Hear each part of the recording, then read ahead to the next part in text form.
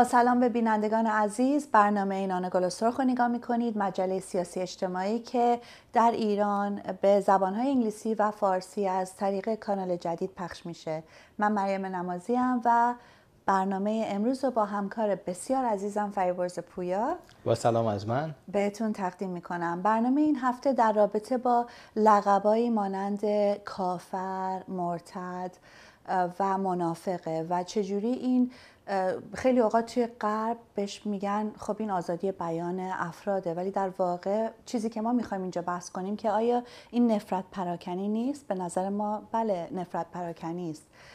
مصاحبه خیلی جالبی هم داریم با الدين حبيب که یه شورای، اولین شورای کسایی که از اسلام رو ترک کردن و در مراکش شروع کرد، کشوری که مذهب رسمیش اسلامه و در ضمن مثل همه هفته های گذشته فتوای احمقانه هفته و اخبار شوکه‌آور هفتم خواهیم داشت. اما قبل از اینکه بریم سراغ برنامه‌مون، بیایم اول با هم یک کلیپ کوتاهی در رابطه با مطلب این برنامه با هم ببینیم. با ما باشید. در کشورهای اسلامزده بسیاری همانند سهيل عربی با اتهامات کافر، مرتد و منافق تحت قوانین اسلامی به اعدام محکوم می‌شوند. در کشورهای غربی البته این برچسب‌های تهدیدآمیز و نفرت انگیز علیه آزاداندیشان، مخالفین و کسانی که اسلام را ترک کرده‌اند تحت نام آزادی بیان پنهان می‌شوند. در حقیقت این برچسب‌ها بیان آزادی نیست، بلکه نفرت پراکنی هر روزه اسلامیون است. مشخصه که آزادی بیان یک حق بسیار مهمیه، یعنی واقعا اساسیه، به خصوص برای کسایی که تحت قوانین و دولت‌های سرکوبگر و ضد بشری زندگی می‌کنن، به خصوص اونجا اهمیت ویژه‌ای داره. ولی بحث اینجا بر سر آزادی بیان نیست، بحث بر سر نفرت پراکنی علیه یه سری آدماست به خاطر خصوصیاتی که دارن، چه عقایدشون باشه، چه نژادشون باشه، چه ملیت و غیره. و بحث اینجا، بحثی که میخوایم اینجا مطرح کنیم که اینی که وقتی به خصوص توی غرب، خب تو ایران مشخصه یکی بهش میگن کافر، حکمش اعدامه، خیلی حکم جدیه، خیلی لقب، واقعا میشه دید اونجا چرا نفرت پراکنی باید بهش گفت. ولی توی غرب خیلی اوقات وقتی اسلامیا به یه کسی مثل من که اسلامو ترک کردم، آتئیست شدم، بهم میگن کافر و مرتد، اینجا خب پلیس میگه خب آزادی بیانشونه.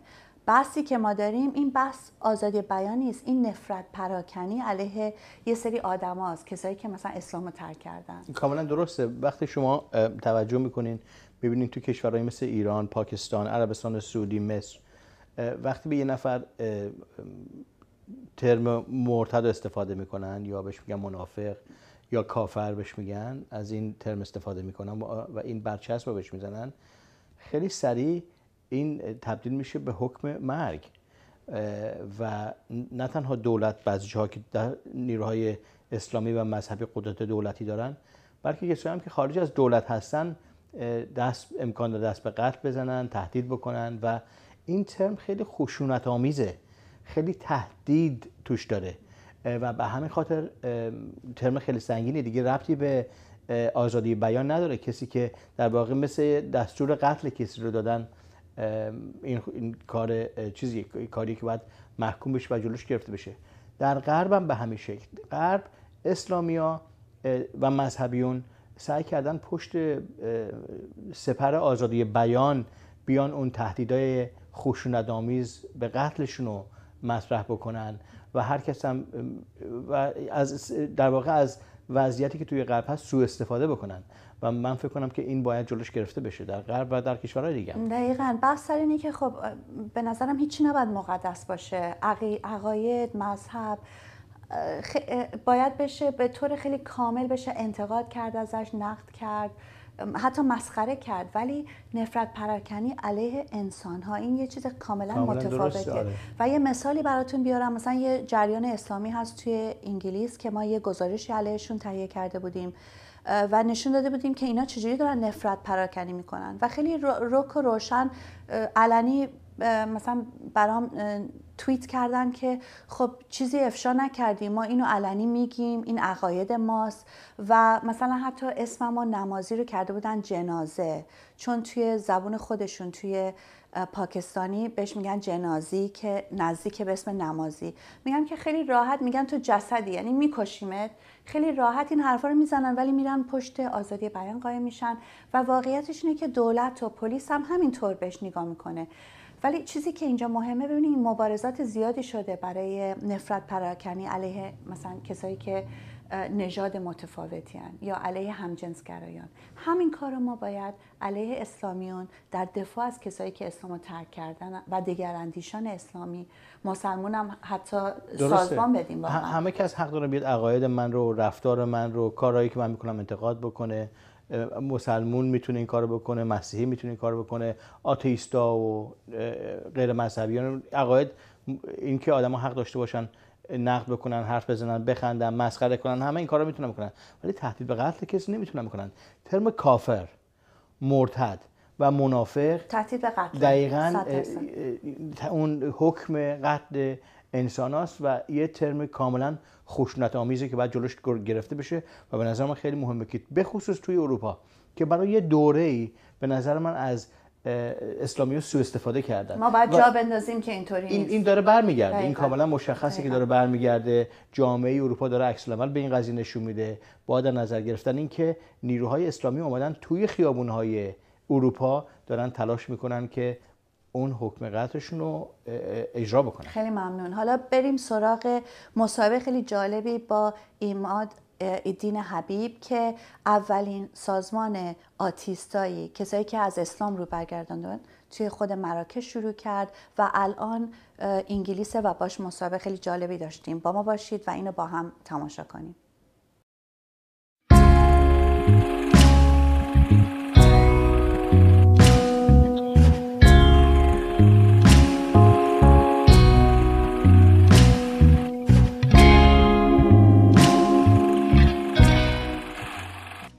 Okay, welcome, Ahmad الدين Habib. It's wonderful to have you here. You were supposed to speak at the October conference on the religious rights, secularism and civil rights. Unfortunately, your visa was given to you a little too late, but at least you're in London now, better late than never. It's a pleasure to have you here with us. I mean, let me start first. You're one of, you're a well-known Moroccan atheist and an activist and someone who's challenged religious rules for a long time, even before you established the Council of Ex-Muslims of Morocco. Tell us about what it's like to be an Arab atheist in a country where Islam is the state religion. Thank you for the invitation. It's a pleasure to be in London with you. In Morocco, actually, it's Morocco, there's no much religious diversity as in other countries, even if it's repressive. Even in Pakistan, in Iran, in Iraq, there's more or less religious diversity. There's many branches of Islam. There's many Christian and other Jews and other religions or religious communities. In Morocco, there's only Sunnite Malikite Islam, which is the state's religion. And my very tiny minority of Jews, which according to say less than 6,000 people. And it makes it so hard for people who are different in general, and especially people non-religious and ex-Muslims, to be open about their opinions and to live freely and safely in Morocco if they dared to be open about their opinions, not just on the internet or somewhere, but just to their families, to someone they know, to their friends. And I've got many stories, many sad stories about people who got harassed by their friends, their families,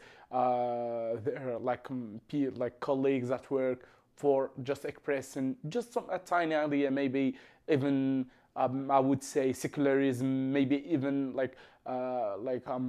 equality, maybe just the tiniest idea. So it's really big issue. It's interesting because a lot of times people have this impression that Morocco is quite a liberal country and people are quite free there.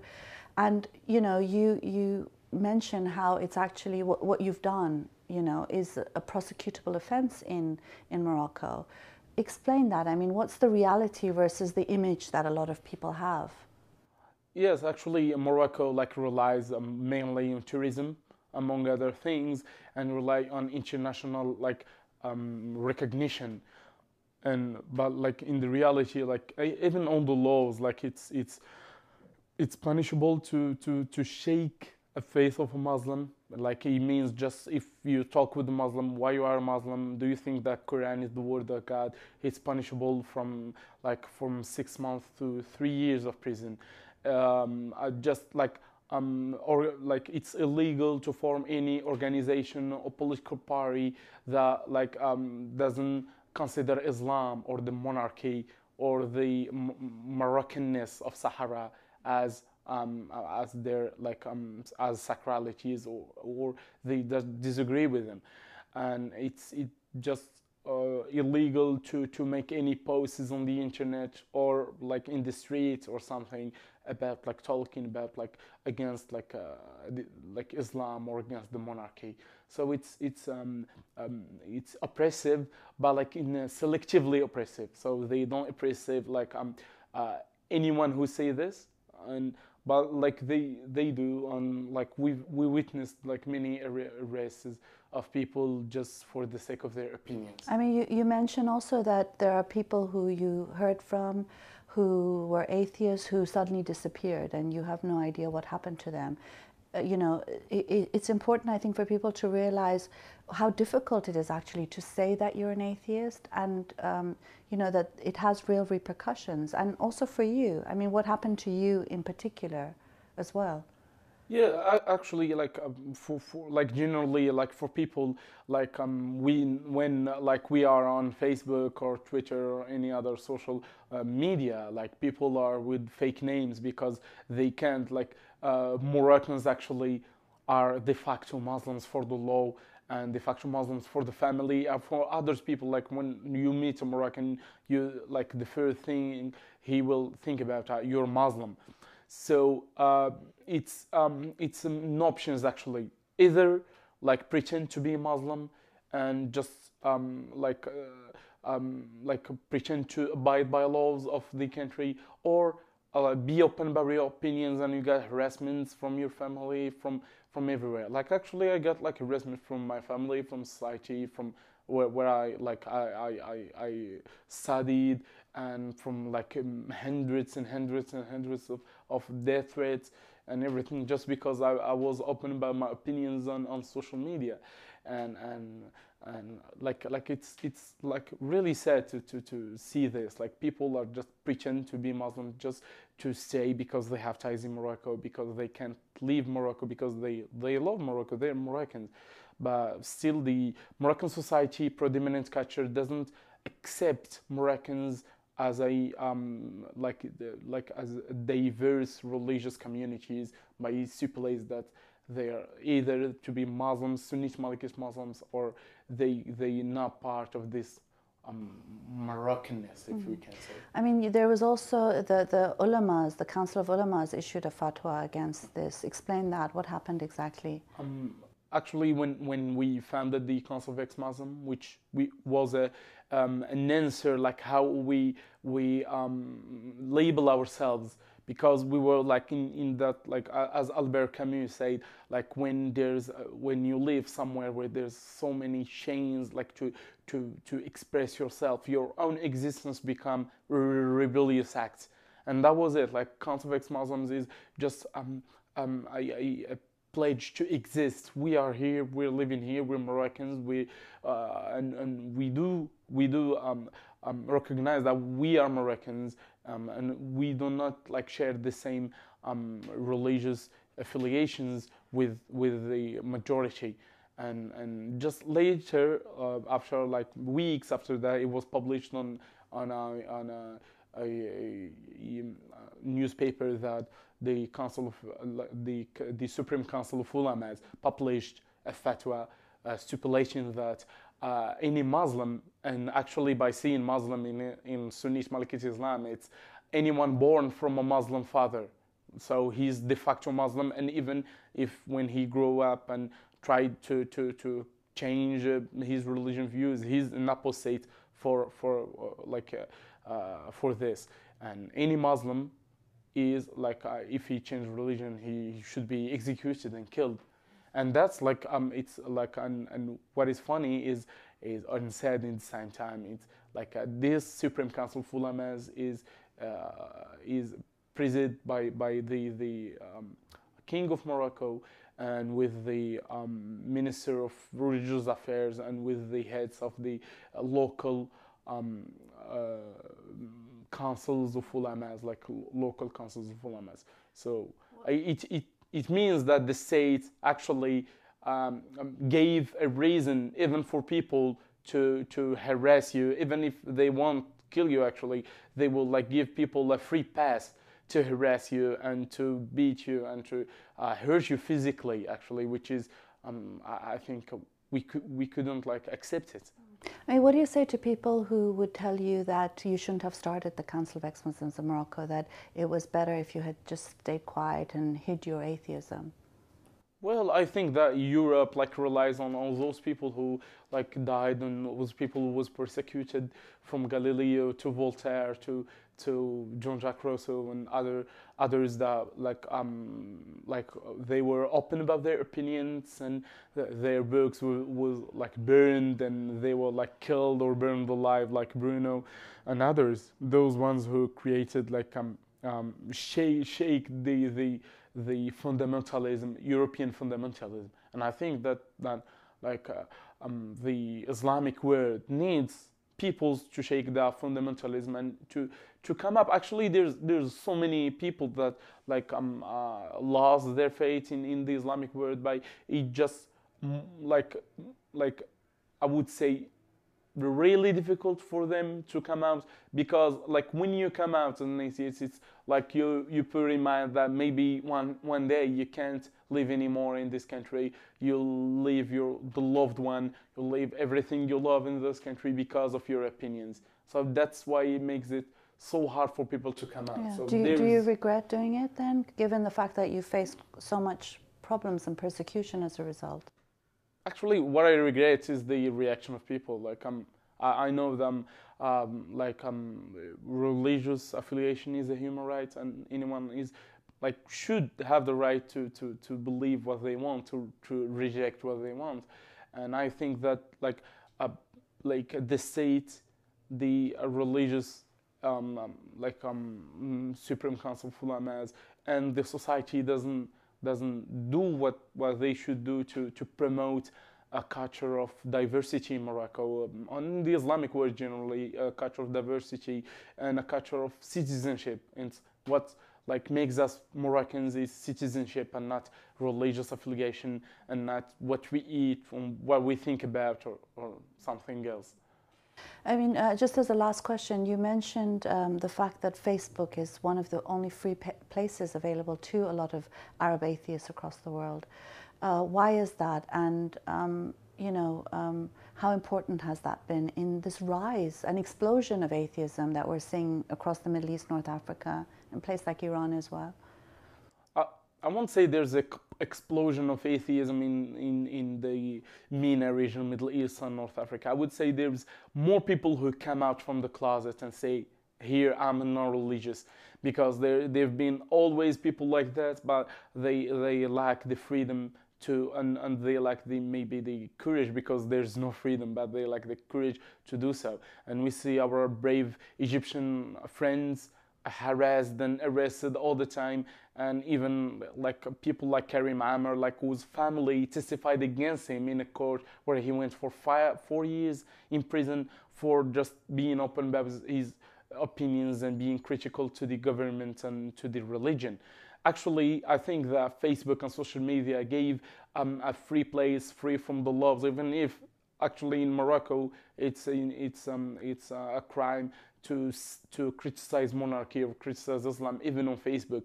But they just like apply it from people who are not really known, and we have no access to know like how many cases were like judged by these articles in law, unfortunately. But there's many people who are harassed, who are interviewed, who are like visited by secret police. because of what their activities on Facebook or Twitter or other social media. But like in Morocco, it's illegal to form any association, any political party, have any meeting about anything without informing the authorities, without having multiple or infinite like authorizations to make this. So Facebook is having like an instant effect, an instant impact. It goes viral. It's open to the whole world. That's what makes it so powerful, and that's what would make it so risky for people who are not like with the mass surveillance that applied more or less in the Islamic world. Yeah. One last question. I know I said the last one was the last one, but what can people do to support atheists in places like Morocco? People like in Europe, in Britain?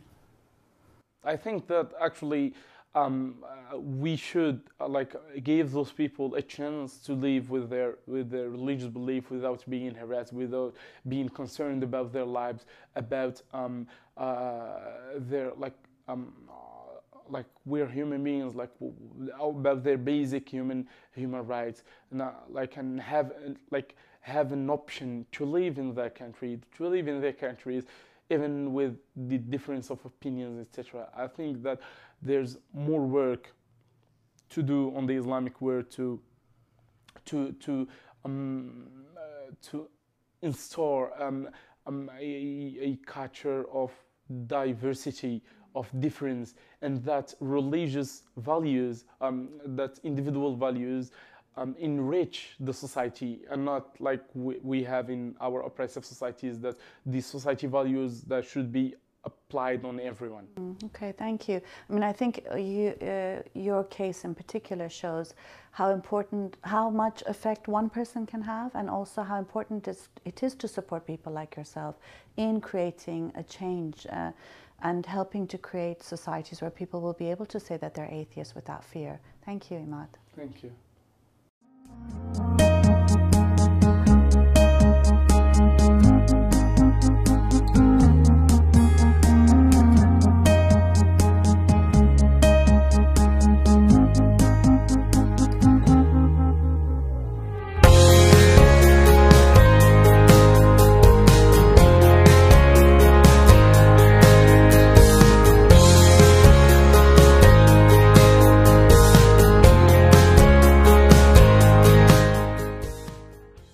امیدوارم از اون مصاحبه خوشتون اومده باشه. برای من چیزی که اینجا خیلی مهمه اینه که خیلی اوقات وقتی توی اروپا مثلا میگین که ما اکس مسلم هستیم، کسایی که از اسلام رو ترک کردیم، خیلی هم میگن لطفاً این حرف رو نزنین، میدونین توهین به مسلمان‌ها، یا خب میخواین اسلام رو ترک کنین حقتونه ولی لطفاً به کسی نگین، حرفش رو نزنین.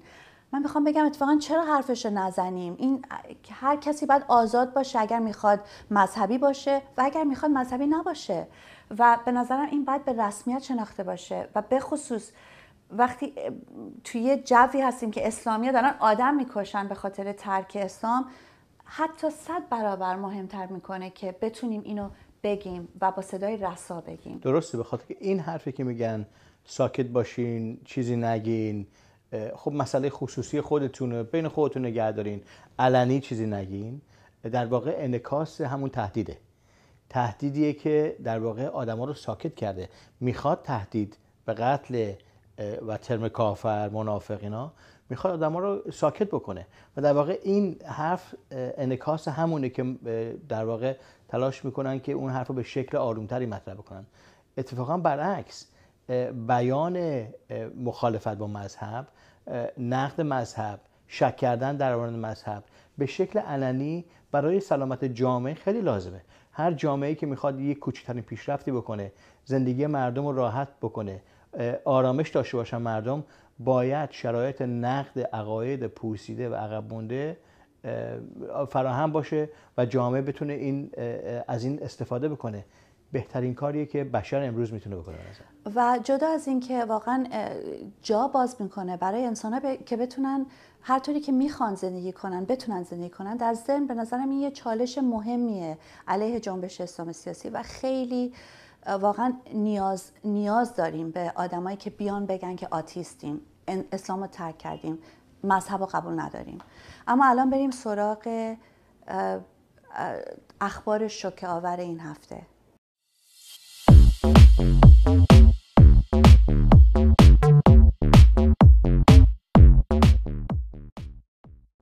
اما در اخبار شوکه آور این هفته اخبار یه ایرانی جوان به اسم سهیل عربی است که به خاطر چند صفحه فیسبوک من جمله یکی در دفاع از زندانیان سیاسی و یکی علیه خرافات میبینیم که حکم اعدام گرفته در ایران و واقعا باید به این گفت اخبار شوکه آور و اخبار واقعا فقط میشه انزجار مردم جهان و علیه چنین خبری رو برانگیخت. واقعا خیلی جالبه. سهیل عربی رو اول که گرفتن به جرم توهین به رهبران و رؤسای مافیای اسلامی تو ایران گرفته بودنشون و بعد از چند وقت که تو زندان بود ایشون رو گفتن که شما به پیغمبر اسلام و ائمه اطهار و اسلام چیز کرده که حکم اعدام بهش دادن.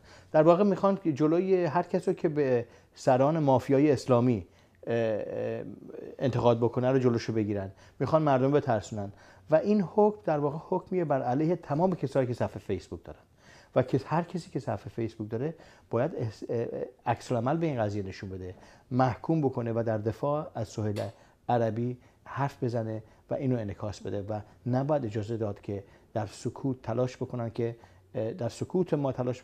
سهیل عربی رو اعدام کنن. بعد به این اعتراض کنن. سهیل عربی هیچ جرمی انجام نداده، اعدامش و حکم اعدامش جرم واقعیه. در پایین صفحه یه آدرس برای تومار، جایی که میتونین امضا کنین، تومار اعتراضی رو امضا کنین و خب خیلی کارهای دیگه هست که میشه و باید انجام داد در دفاع از سهیل عربی. اما بریم سراغ فتوای احمقانه این هفته.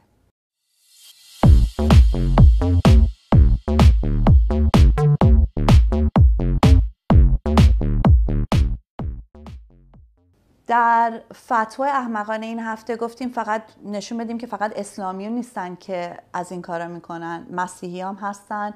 اتفاقا یک کشیش آمریکایی هست به اسم استیون اندرسون در ایالت آریزونا که خیلی راحت گفته که اگر میخوایم تا همین کریسمس که چند هفته دیگه است ایدز و مریضی ایدز رو از بین ببریم، فقط لازمه همجنسگرایان رو اعدام کنیم. حالا ببین. آره این احمق دیوانه واقعا اینا هستن که تمام کسایی که مذهبیایی که تاکید میکنن که حرف کتابشون حقیقت واقعیه از این حرفا به طور مرتب میزنن. اینو ما تو تلویزیون‌های جمهوری اسلامیونو که تو تلویزیون‌های پاکستان و عربستان سعودی و مصر میان مثل آقای القرداوی اینا به طور مرتب این حرفا رو میزنن. آقای احمدی نژاد رئیس جمهور سابق ایران هم از این حرفا میزد توی ساعت وقتی رفته بود آمریکا. خیلی جالبه به خاطر اینکه اولا خیلی مهم نیست که واقعیت در ارتباط با ایدز چیه. برای اینا علم مهم نیست. اصلا مهم نیست که پیشرفت نیست. و اینا تلاش میکنن که همون عقاید عقب مونده و پوسیده خودشون رو مطرح بکنن. ولی فکر کنم کسی تو آریزونا به حرف این آدم مذهبی دیوانه و احمقم گوش نکنه، ولی نشون میده که چقدر تمام مذاهبی که فکر میکنن عقایدشون و خرافاتشون واقعیت، همین توانایی یه زندگی سالم رو برای مردم وجود دادن. واقعا به این فتواهای احمقانه فقط میشه گفت ضد بشری و ضد انسانی، بیشتر از این نمیشه در رابطه با این چیزا حرف زد. امیدوارم از این برنامه خوشتون اومده باشه. به پایان برنامه‌مون رسیدین. حتما تماساتون رو با ما ادامه بدین. واقعا خوشحال میشیم وقتی ازتون یه ایمیلی، یه توییتی و یا یه تماسی داریم. خیلی ممنون. ادامه بدین و حتما اگر میخواین میتونین حتی ویدیو کلیپ‌های کوتاه برامون بفرستین که ما روی اونو پخش کنیم و روش صحبت کنیم و اگر پیشنهاداتی هم دارین برای برنامه‌هایی که دوست دارین ما اجرا کنیم، بحثایی که دوست دارین مطرح کنیم، حتما بهمون بگین و ما سعی می‌کنیم مثل هفته‌های گذشته این پیشنهادات رو اجرا کنیم. به آخر برنامه رسیدیم. امیدوارم تا هفته آینده هفته بسیار خوبی داشته باشین. بای.